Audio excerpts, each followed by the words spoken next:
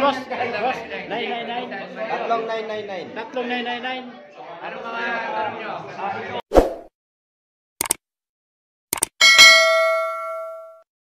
Ano ba ang may-ari nitong JL Coffee?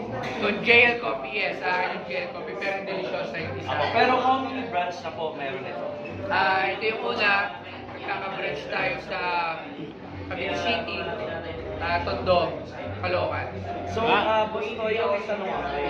Sa kasikatan mo ngayon, ano yung mga aral na natutunan mo sa pagiging isang sikat na vlogger? Hindi ko inisip na sikat ako eh.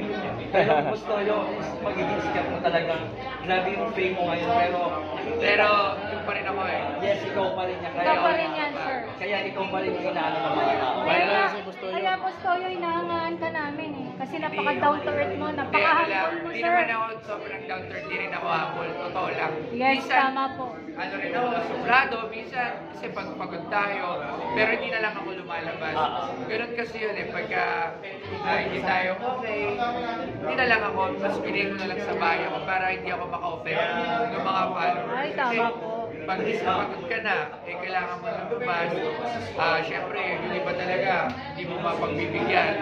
So, baka sabihin nila, nagsusulat doon, kaya ginagawa ko, nasa bahay na lang ako. So, kasi, bilang public figure, utak namin yung kung ano yung meron kami sa mga tao. So, boss Toyo, may tanong pa ako.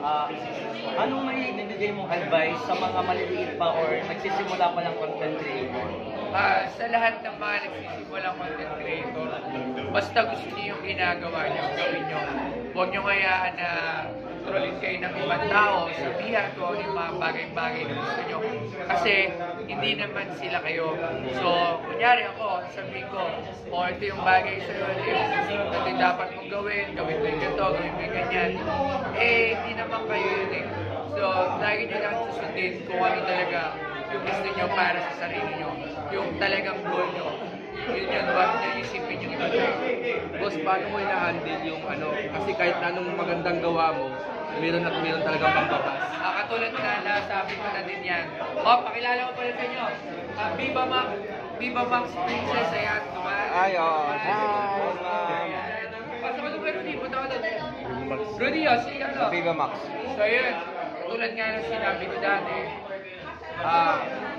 huwag niyo sila intindihin. Kasi nga, kayo yung nakakaalam kung ano talaga kayo. Kumbaga, kung alam niyo sa sarili niyo, mabuti kayong tao, hayaan niyo lang yun. Kung sinabihan kayo ng masama yan, hindi niyo kailangan i-prove sa kanila. So, pero minsan, napipikot din tayo, sasagot din tayo, natural lang. Hindi yun, walang ano yun, kumbaga tao lang kasi naman tayo. Katulad kasi sabi ko, walang tao hindi nagkakamali. So, boss Toyo, sana mabigyan mo din ako ng chance sa makasama kita minsan. Sa mga... Oo, basta, Boss isa Toyo, lang ako din, din. ito lang din para sa mga nagsimula mag-vlog. Oo. Tingnan nyo rin talaga kung yun yung gusto nyo. Kasi baka mamaya, nagustuhan nyo lang siya dahil kumikita kayo ng pera, dahil yun yung gusto, dahil yung mga kaibigan yung vlogger. Isipin nyo rin muna talaga kung ano ba talaga yung gusto nyo na mangyari. Talaga bang vlogger na ba talaga yung gusto nyo. Kasi hindi rin siya stable. Ngayon, pwede kang sikat. Pwedeng the other day, close ka na. So, mas bigyan nyo ng halaga yung totoong buhay. Social media kasi ginagamit lang para sa mga makukuling bagay. Boss Toyo, taga. May. Boss Toyo. Boss Toyo, taga Marikina ka ba talaga? Hindi, taga Cavite City ako. Pero ngayon nakatira ako sa Tondo. Tapos may bahay din ako sa Quezon City. Sir, boss Toyo, pwede ko bang malaman na sa Anonas ba yung ano mo? Yes, ano na, first service. Pinoy Pawn Store. Boss Toyo, nung mabibigay yung advice kay Diwata na napakaraming nagbabash sa kanya ngayon. Oo. Kay Diwata, sinabi ko na yun kay Diwata sa kanya. Ito sinabi ko kanina, pagka napapagod ka, pagod ka, huwag ka na lang muna lumabas. Kasi maraming nakatulong na kanya. So kasi si Diwata, tao lang naman yun. Natural lahat. Kayo, yung mga vlogger na nagbabash sa kanila, yung mga nagsisimulang vlogger, yung hindi pa ganun kasikatan, Pero pag dumating yung punto na sikat na sila, mararanasan din nila yun.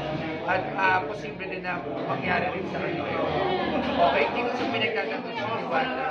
Sa nakikita ko lang naman, medyo yung iba nga napapansin ko, medyo parang may pagkamataray na yung dating, yung ibang mga video. Kasi minsan kinakat na yan ng mga vlogger eh. Yung mga ibang vlogger, pinapakita na lang minsan kung ano yung gustong ipakita. So kunyari, may nakitang mali sa action. Pero bago mangyari yun, meron pang ibang video yun eh, na hindi naman talaga ganun kamali. So para maging mali yung isang tao, nag-ipapakita niya talaga sa vlog yung mali. So ayun, mag-blessing muna tayo.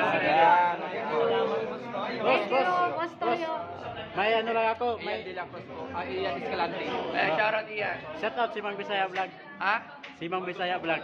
Yo, shoutout Ma'am Boss Bisaya. Toyo, Boss. shoutout ka lang kay Melon's World. Yeah, shoutout kay Melon. Melon's World. Melon Squirt. Melon's World. Melon Squirt. Ayan, shoutout. Shoutout ko, Rinan. Yo, shoutout kay Rina Nagwes. Salamat, Hey, boss, Toyo. boss, salamat, boss. Salamat. Okay.